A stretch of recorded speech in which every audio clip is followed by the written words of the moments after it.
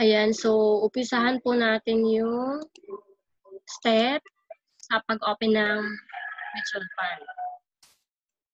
So una, ito, nakasave na sa akin yung mga forms. This is your first for personal account. Iba yung nasa dashboard, yung soldibo doon, iba yun. So ito for personal account. So ang meron lang akong form is yung Phil Equity kasi yun lang naman pa yung na try kong pag-openan or pagbuksan. So ito pa lang yung meron akong mutual fund. So ito yung mga forms pag kailangan nyo na. Makikita nyo naman yung sa Ramper. Ramper.com. So kunyari nandun na kayo sa Ramper.com. Mamaya pakita ko yung kung paano. So ito yung kailangan yung pirmahan. So unang-una, ayan, yung tinatawag na Ramper Financials Data Privacy Consent Form. So kailangan nyo to, ayan, babasahin nyo lang naman yan.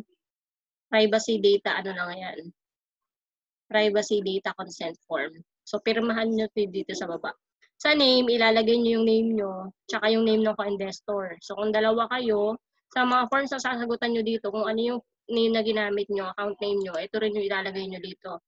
Katulad sa akin, Venus K. Faderog / Erica Faderog. Kasi dalawa kami. So ITF ko siya. Pirma ko / pirma niya. Tapos date. Kung kailan mo sinagutan yung form. Pag meron ka na yan, ito na yung next na sasagutan mo. May guide ka na dito, ito yung checklist. Mamili ka ng account na i-open. Individual account, ayan naman yung mga sasagutan. So yung mga account na yan, yung account opening form, investor risk profiling questionnaire, signature card, investment application form, nandito na yan sa baba. Ayan, nandyan na siya. So for example, ang i-open mo is joint and or joint or, ito naman yung sasagutan mo. Pag interest for or underage ang beneficiary or ang tinatawag na ITF, kapag ang co-investor mo ay underage, I mean, ito yung mga sasagutan. Account opening form, investor risk profiling questionnaire, etc. So dito muna tayo sa ITF kasi ito yung sa akin. So account opening form, investor risk profiling questionnaire, signature card. Ang kailangan is one valid ID for each signatory. So, dalawa na ID na need, hindi lang isa. Dalawang valid government ID. Then, photocopy ng birth certificate ng yung beneficiary. One valid ID of beneficiary. So, yung akin, wala pang ID yung anak ko nung nag-open ako. Tinanggap naman yung birth certificate niya. Investment application form, and then proof of payment or check or deposit slip. So, lahat ng ito, pag nasagutan nyo na, ipapa-courier natin yan. Through LBC or anong gusto nyo pag magdadala ng forms doon sa Makati head office. So, unahin natin yung account opening form. Ito siya. So, halimbawa, yung katulad sa akin, Venus K. So, lahat yan nyo, i-spell out nyo, write out yan. Erica, wala siya middle. Erica Faderog. Tapos, click nyo yung account type. So, sa akin, ITF. So, Venus, last name Faderog, Venus K. Primary investor to ha. Babasahin niyo yung sinasagutan niyo. Valdez. Present kay 462. Mangan, Vaca, Subic, Sambales. So, same din sa aba, sa taas. Copy nyo na lang siya. Yan. Status, birthday, July. Bawal kang abbreviate, excuse me, or magdaglat. July 18, 1987. Quezon City. So, ito pwede mo sulatan. Pwede mo rin siyang gawing ganito. Yung ita-type. Filipino. Pwede mo rin sulatan kung wala kang laptop or wala kang computer. 829. Print out mo lang siya. Sulatan mo na lang mano-mano. Ganun din. 0946829059. None. So, kung wala, wag mag-blanco. None. Example, email ad ko. Bala kayo kung anong gusto mo gamitin dyan. Personal ba or yung sa menu. Head teacher. Salary. So, kung wala kayong sweldo, business ang pinagkukunan, business or others, DSIS number. So, kaya 01234567. 0123. Example lang po ito First business name, DepEd Olonga po. Kasi yun ang aming employer. Office, example is Pag-asa, Olongapo City. Nature of employment of business. Ako is teacher kasi, education. Office business, yung aming telephone sa school, 222-13-78. Annual income, so kaya yan, i-compute nyo na lang, magkano buwan ng sweldo nyo times 12. So that is your annual income. Co-investor, so kung legal age yung co-investor mo, ito yung sasagutan mo. O legal age po ang co-investor. Pero dahil ang co-investor ko ay underage, so beneficiary tayo magsasagot. Padero. Erica. 462 Manganda. Subi. Sambales. Sa birthday niya, September 7, 2009. Birthplace, Manila. Relationship through primary investor, relationship niya sa akin. Mother. Nature of work, NA. Kasi bata pa yan. Source of fund, others. Siyempre, di pa naman nagtatrabaho. From primary, sa akin. Sa akin siyang basa. Primary investor. And then, check na to. Electronic to mutual fund services. Kung gusto nyo makatanggap ng statement of account through email, facsimile and email. Gusto nyo rin ng electronic delivery. Check nyo yung box niya, huwag nyo kakalimutan. Tapos basahin nyo itong declaration. I hereby attest and acknowledge that we have presented authentic legitimate documents. So check. Tapos firma mo dito. Kung masyadong malaki yan pwede nyo po nang sulatan yan, tapos sabay firma sa taas. Firma po ng co-investor nyo, ng aking anak. Sulat, tapos firma sa taas. So, mas maganda to susulatan nyo na lang. So, masyado siyang malaki. Ito, wag to. Sila yan. Sila din po yan. Sila din po yan. Ito sila na rin po yan. So, account opening checklist. Pwede nyo na po yan kung ano po yung ninyo.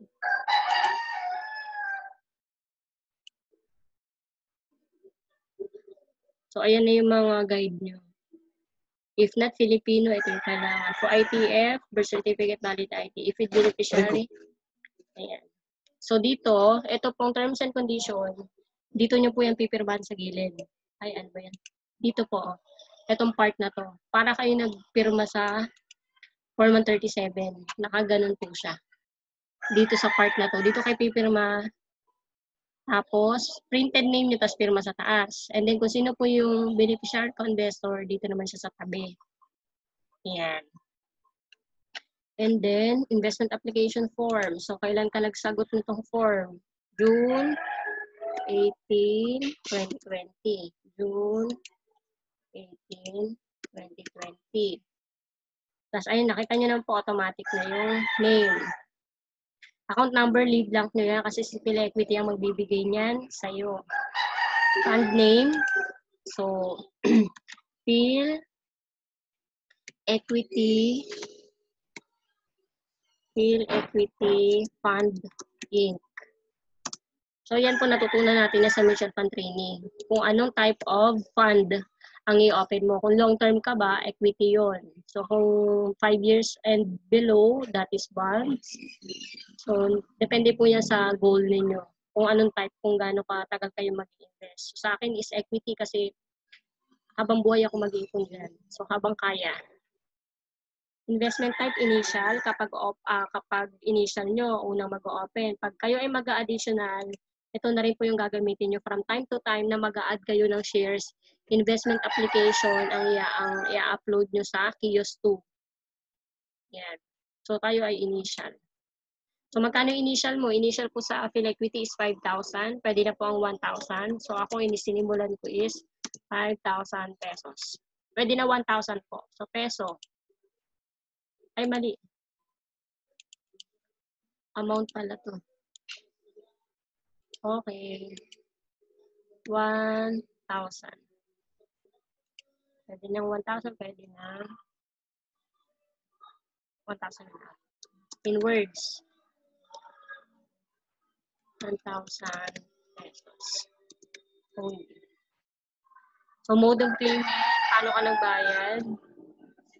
Check, hindi naman ako nagbayad through check, hindi naman telegraphic transfer, direct deposit, hindi rin ako nag-direct sa Phil Equity or sa Makati, bills payment, hindi rin, check, hindi rin. So, others, bank deposit. So, kung paano paraan kayo magbabayad.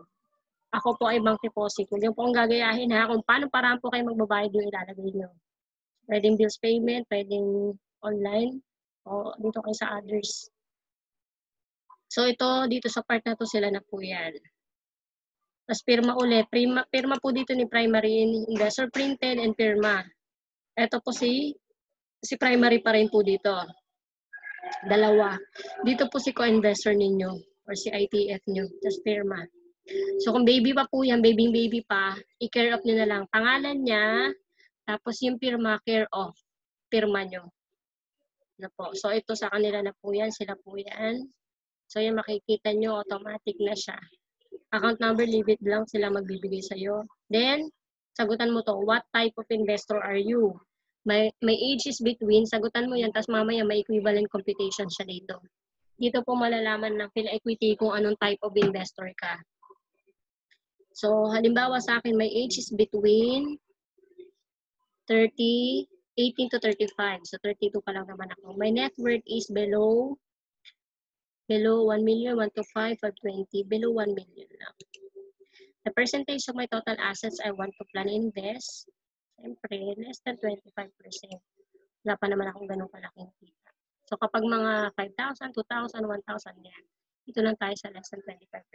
My goal objective in investing is, siyempre, capital growth, and regular cash flow. So, hindi naman ako panay-panay mag-withdraw. So, dito tayo sa capital preservation. Capital appreciation. Di ba? Medyo ano yan, nasa mutual fund na rin po yan, training. Anong objective mo ba? Lumaki siya, may regular cash flow ka, yung pwede mong magamit. So, dito tayo, sige. I will need to withdraw my investment. Sa kayo po mag-decide niyan. I would need to withdraw my investment in less than a year, 1 to 2 years, 2 to 5 years, more than 5 years. So ako po, long term ako. So more than 5 years. My experience as an investor is basic. Yan, syempre meron tayong knowledge, diba? Meron tayong training. I'm most comfortable with the following. Saan ka komportable? Return of 10%, loss of 5%. Return of 20%, loss of 15%. Return of 30%, loss of 20%. So, ito, nasa inyo po yan. Mag-compute po kayo. Anong gusto mo? Malaki ang return, malaki din ang lugi? Or maliit yung return, maliit din yung lugi? So, saan sa'yo? So, ako dito po yung aking pinili. Return of 30%, and loss of 20%. So, medyo aggressive. Nakikita ko naman yan. So, syempre gusto mo yung malaki yung ano. Pag i-calculate mo ito 5%, 10 minus 5. Dito tayo. I am comfortable with the drop in my investment for. So, dito lang. Tapos, click nyo tong box na to. Client acknowledgement. Pirma nyo ulit. Laki, diba? So, pirmahan nyo na lang yan. And then, printed name po. Then, pirma. Petsa. Kailan kayo nagsagot ng form. Tapos, click ulit tong box. Pirma nyo ulit. Then, printed name nyo ulit. Then, pirma. Petsa ulit. Ito po si co-investor 1. Dito, pirma, printed name niya, then pirma. Kung dalawang co-investor mo, dito rin yung isang pirma niya. So, dito lang po yung sa akin kasi isa lang naman yung aking co-investor. So, pwede po kayo mag-open na account na dalawang co-investor, ha? Pero hindi lang pwede na parehas na underage. Kung may underage, dapat isa lang ang underage. Yung isang co-investor, legal age pa rin. Hindi pwedeng parehas na underage. Pero, Pwedeng, parehas na adult. Okay, so, sagot ano na natin, interpret na natin yung inyong sagot, yung ating sagot. So, makikita nyo dyan, ilan ang letter A? So, bibilangin ko. Ilan yung A ko? Isa lang yung A ko. So, lagay natin 1. 1 times 4 daw. So, 4. 1 times 4. Ito naman yung weight niya. Yan. So, ilan yung B? Dalawa yung B ko. Dalawa yung sagot ko sa B. 2. So, 2 times 6, 12.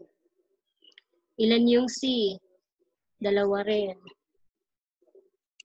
So, 2 times 8, 16. Ilan yung D? 1, 2, 3.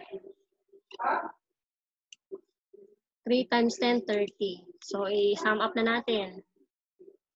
4, 5, 6, 12. Carry 1, 2, 3, 4, 5, 6.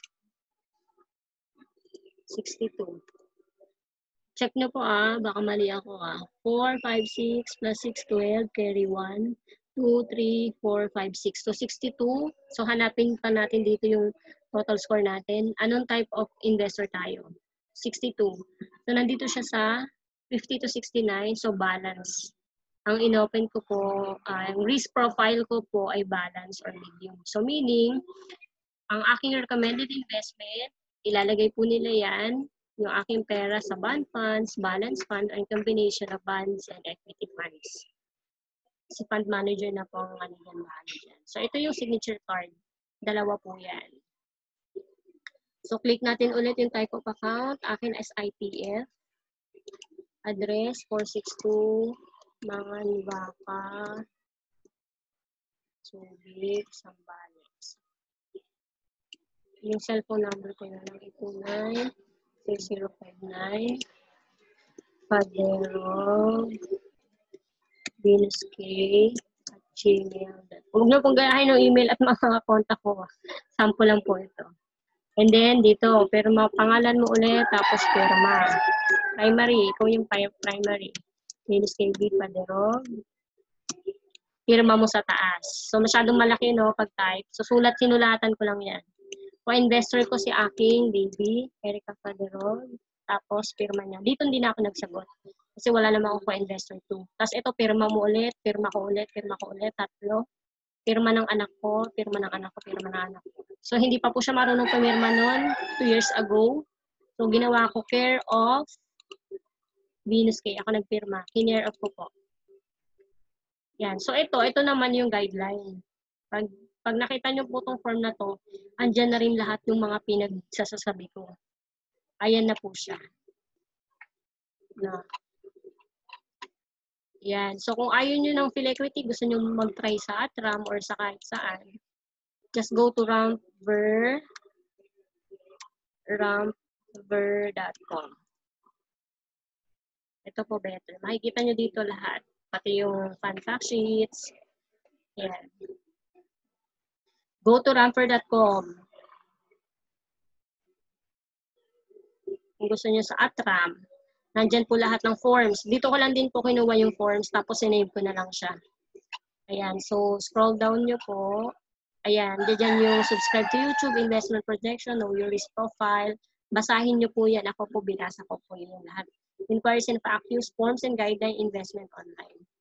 So ito po yung ating forms. So pag magta-try ako ng iba pang mutual fund, dito lang din ako pupunta.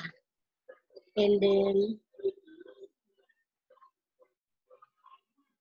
makikita nyo po siya yan. Ayan, Atram, Soldivo, Phil Equity, Sun Life, FAMI. Ayan. So, yeah, kung saan po kayo, anong form ang kailangan nyo. Kunyari, ang gusto nyo is Atram.